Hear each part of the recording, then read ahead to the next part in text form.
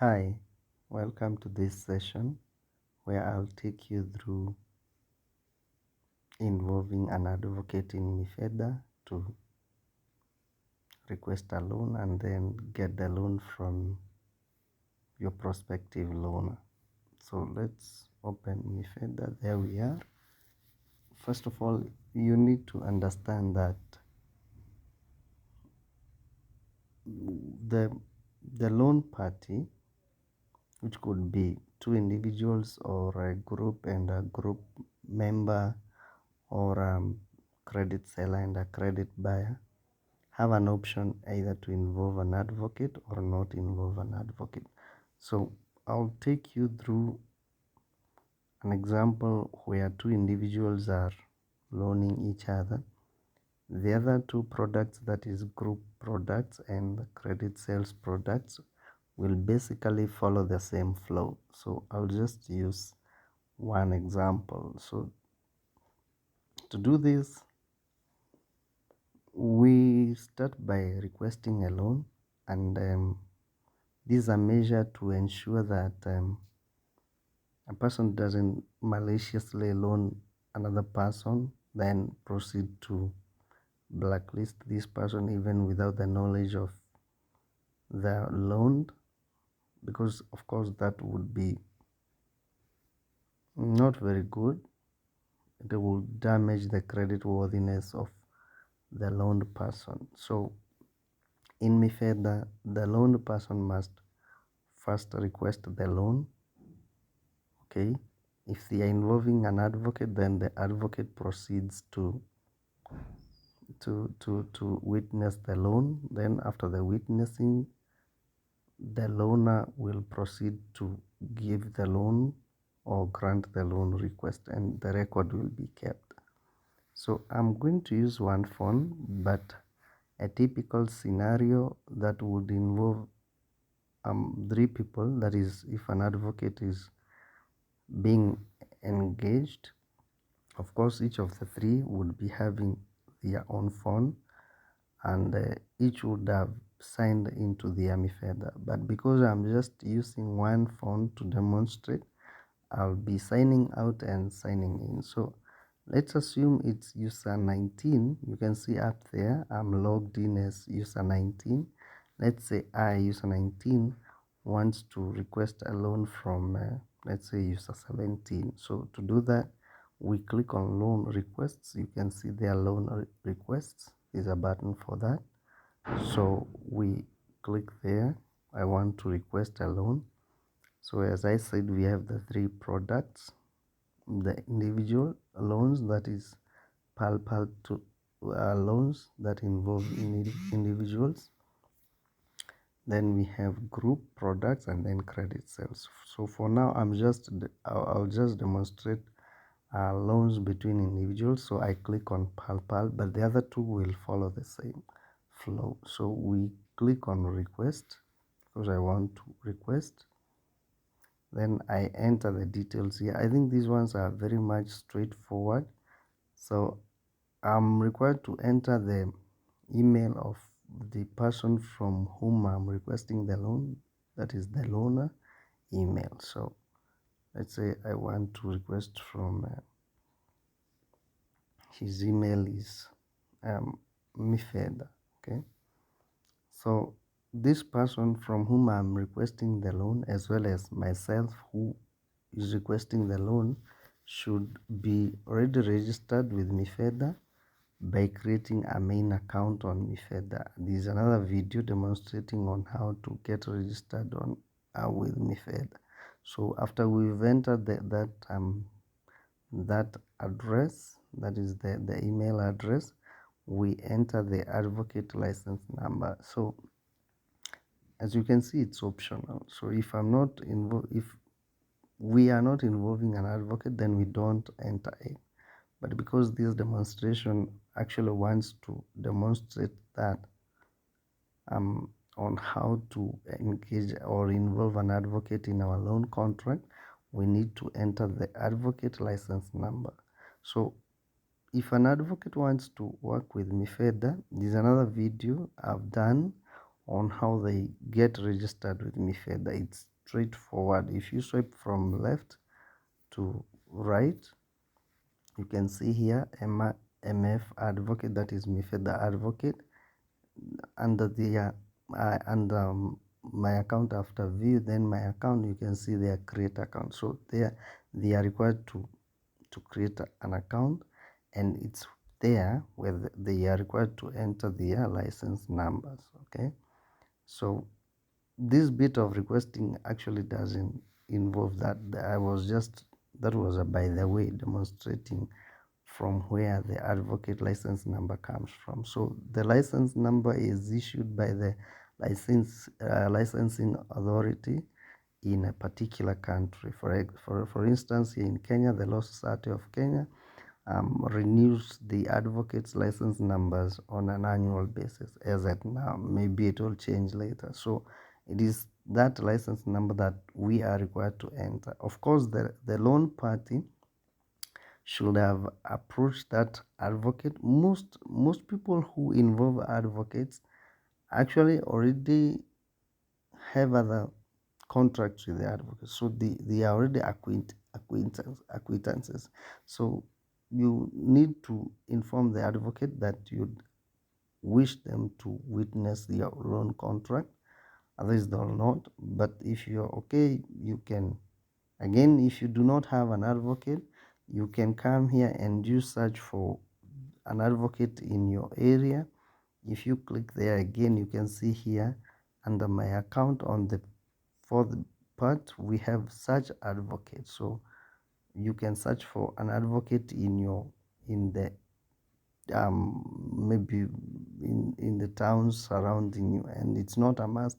If you click to search just like that, all the advocates of MiFedha will appear here. So you can to filter that, maybe you just want the advocate who works around where you live or around where you are currently staying. You enter either a part of the town or just, or just the full town name. So a list of the advocates staying there will appear together with their contacts, so you can ask them to cover you, right? So it's very straightforward. So after they agree and they give you their license numbers, that is when you come and you enter your license number here. So where were we? We were requesting loans. Sorry for that. I needed to explain that. So let's repeat this. We enter the loaner's email address. So I have some dummy data here. Don't mind. This is just for demonstration. I have a dummy data for this advocate. So we enter that. Amount, let's say I want to request let's say 400 Kenya shillings, and we've talked and that I'll repay 450 after, let's say, after 64 days. And if I default, we've agreed I'll repay 0. This person is very lenient with me. Now I wish to point out here that these terms and conditions are purely between the loaned and the loaner. So MiFedha doesn't come in to dictate how much you should be given or how much you will repay or after how long. No. So you discuss that with your prospective loaner and you enter as you've agreed. Of course, if you do not enter as you had agreed, he or she will not grant your loan request. So you need first of all to agree with your loaner on these terms and conditions, and you just enter them as you had agreed, otherwise they will not grant your loan request. So again, loan description is optional. You can say anything here which was not captured under these terms. So anything, even a full page, you can write anything there, right? Under loan description you can write anything. Let us enter the password.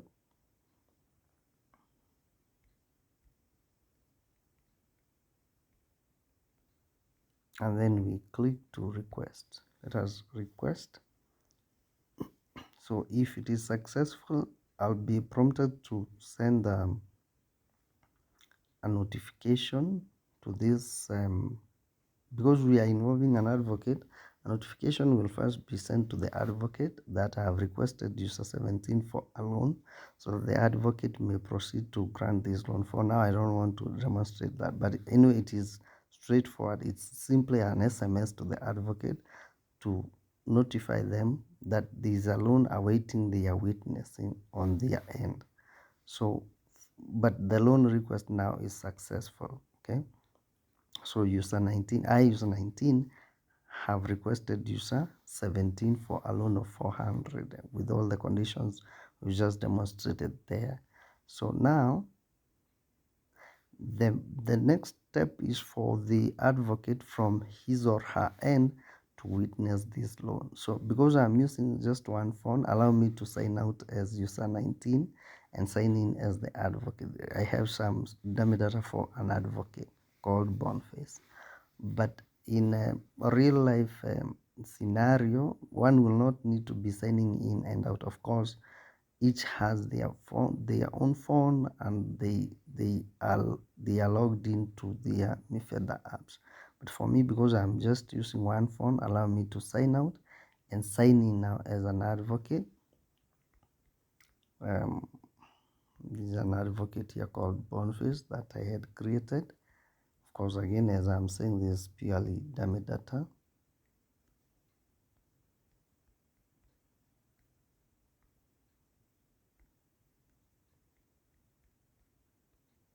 So let's sign in as Boniface. Okay, so I want to witness a loan between user 17 and user 19. So I go to MF advocate. Now I'm an advocate. I want to witness. So it allows me to witness the three products.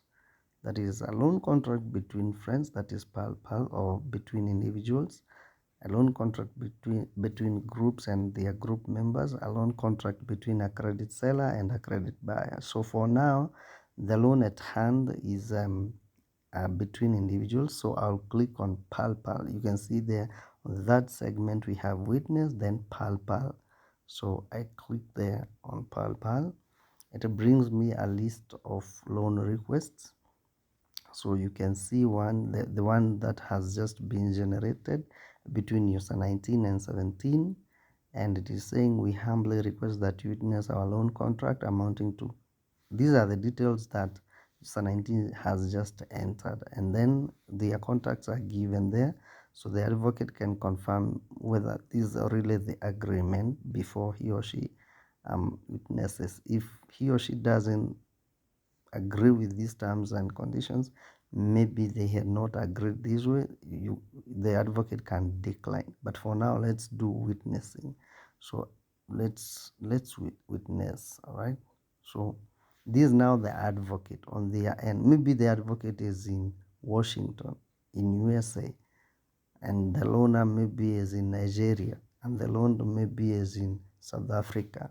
So now the advocate in USA has signed into MiFedha, advocate Boniface. So he witnesses a click of a button. Okay, and it asks this advocate whether he or she would want to send an SMS notification to the prospective loaner that, hi, I've witnessed the loan. Let's see, I've witnessed the loan contract you had requested so and so. Okay, MiFedha, hi, I have witnessed the loan contract between you, user 17, the loaner, and user 19, the loan, right? So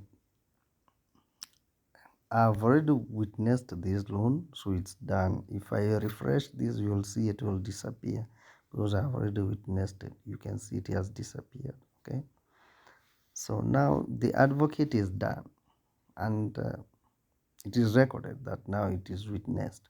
So now let's proceed to user 17 and grant this loan. Okay, so again I sign out. It's because I'm using one phone, but now let's say now it's now the prospective loaner. It was user 17.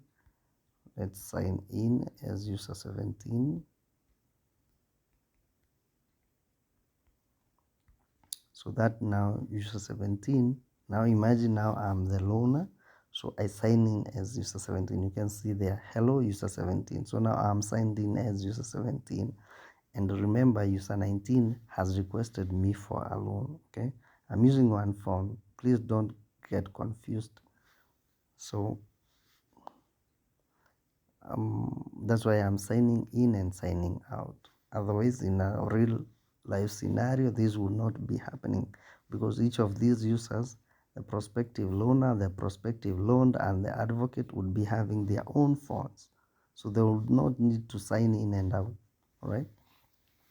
So now let's proceed to grant this loan. We go to PAL products. If it was a group product, we would click on Chama products. If it was a credit sale, we would click on credit sales. You can see there on the middle, around the middle bit, we have those products. So it was a loan contract between individuals. So we click on PAL products.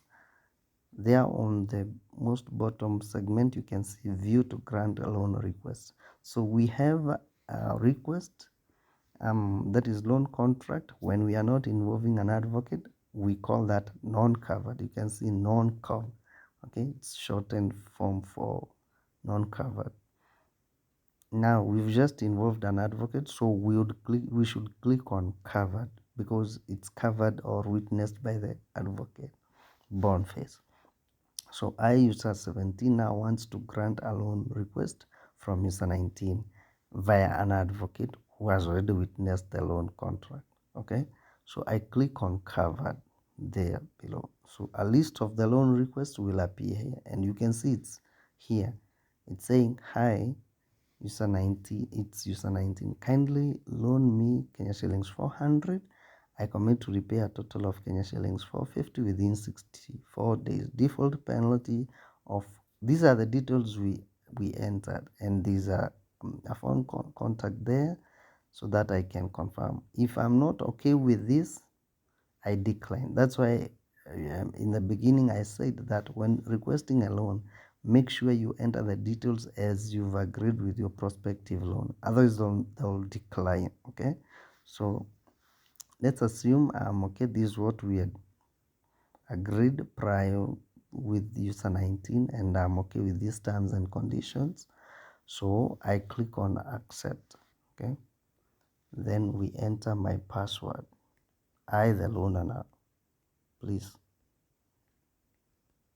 I, the loaner, user 17. I enter my password. Loan with advocate coverage, yes. So it goes through the database. It's doing a lot of stuff anyway, checking a lot of things, balances and all that. Is it witnessed or not, and then if it's okay, money will now move from the main account of user 17 to the main account of user 19. It's okay. You can see it's saying it's a success, and the advocate fee is 8 shillings. Transaction fee is 8 shillings because we've involved an advocate. Otherwise, if we had not involved an advocate, there would be no advocate fee. So again, it asks me if I want to send them a notification to user 19 that I have approved the loan and money has gone to the main account. All right, so it's an SMS. So it's saying if I click send, then user 19 will receive this message that I have loaned him or her Kenya shillings 400, and they can clarify from me, the loaner. Okay, my contacts are given there, and even a breakdown of the loan, repayable loan, is given there. Amount debited, remember it was 400, but user 19 had committed to repay Kenya shillings 450. Transaction fee is 8 shillings. Advocacy fee is 8 shillings. Total repayable is 450 plus 8 for transaction plus 8 for advocacy fee. Total 466. It's very simple mathematics. It's not. It's very direct. So the loan is already granted. You can see it's already successful. Money has already changed hands, all right? And I user 17 can actually check this loan. Now it is there, okay? The loan record, the loan contract record is already there. We can view it. We click on I user 17 can view it. If I click on PAL products, I can view this loan on that segment, view and blacklist. Okay, so I, the loaner user 17, can check my loanees, the people I have loaned. Remember, this involved an advocate, so we'll click on view cover loan, that is view covered loan. If we had not involved an advocate, then under view and blacklist I would view non-covered. So it is I, the loaner, user 17. I want to view the people whom I have loaned, that is my loanees. If I click there on my loanees there, then it will bring me a list of the people I owe. And you can see just recent, I have loaned user 19. Okay, amount given. The loan ID is generated there. All right. The amount given is Kenya shillings 400. We've agreed that he or she will give me back 450, but remember there was 8 for advocacy and 8 for transaction, that is 16 shillings. So 450 that user 19 had agreed to repay me plus 16, total amount expected back 466. How much has user 19 repaid me? Is 0, right? So balance is for the same 466. All right, I think these ones are so much straightforward, right? So the loan exists. I, the loaner, that is user user 17. I mean I the loaner user 17 can view it that I have loaned user 19. On the other end, user 19 can view the same loan, right? The same loan. Let's try and see if we can see that loan from the other end. Is user 19, the loaned person, the person, you remember it's user 19 who had requested for this loan. So let's see if user 19 can view this loan of 450. All right, so we click on PAL. Let's check. So now user 19 will view the loaners, the people who have loaned him or her. So under view and blacklist, we click on view covered, then my loaners. Let's see if we'll see user 17 has loaned user 19, and you can see it's there. User 17 has loaned me user 19 400. Okay, and the advocate can see the same loan contract, right? With the same details, with the same loan ID. If the loan IDs do not match, then it's not the same. You can see up there loan ID is not the same loan. Okay, and I think that is beautiful. Thank you so much.